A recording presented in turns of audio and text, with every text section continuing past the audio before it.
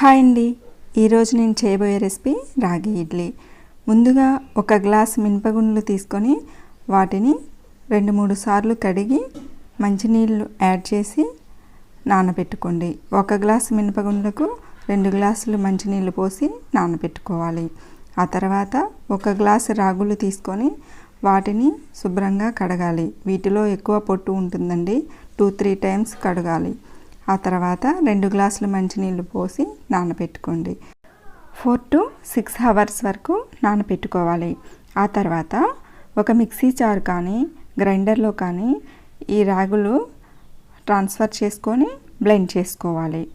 ఈ విధంగా మనం నానబెట్టుకున్న రాగుల్లో ఉన్న వాటర్ని పారపోయకుండా వాటిని యాడ్ చేసుకుంటూ గ్రైండ్ చేసుకోండి. మరీ సాఫ్ట్గా కాకుండా మన ఇడ్లీ రవ్వ కన్సిస్టెన్సీ ఎలా ఉంటుందో ఆ విధంగా గ్రైండ్ చేసుకోండి. ఆ తర్వాత ఒక బౌల్ తీసుకొని మనం గ్రైండ్ చేసి పెట్టుకున్న రాగి పిండిని అందులోకి ట్రాన్స్ఫర్ చేసుకోండి. ఆ విధంగా మొత్తం అంతా గ్రైండ్ చేసుకున్న తర్వాత నానబెట్టుకున్న మినపగుండులను కూడా అదే మిక్సీ జార్లో వేసి గ్రైండ్ చేసుకోవాలి.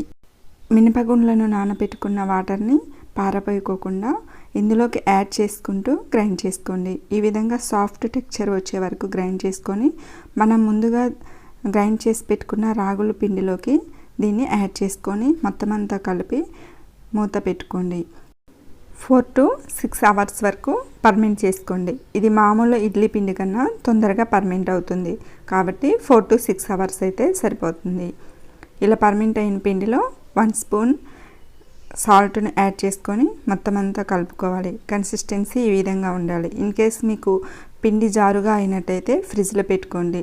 లేదు గట్టిగా ఉన్నట్టయితే కొంచెం వాటర్ని యాడ్ చేసి పిండి కన్సిస్టెన్సీని ఈ విధంగా అడ్జస్ట్ చేసుకోండి.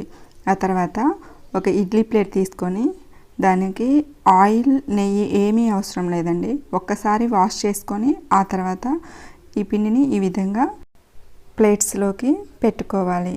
అదేవిధంగా అన్ని ప్లేట్స్ని వాష్ చేసుకొని అన్నీ రెడీ చేసుకోండి.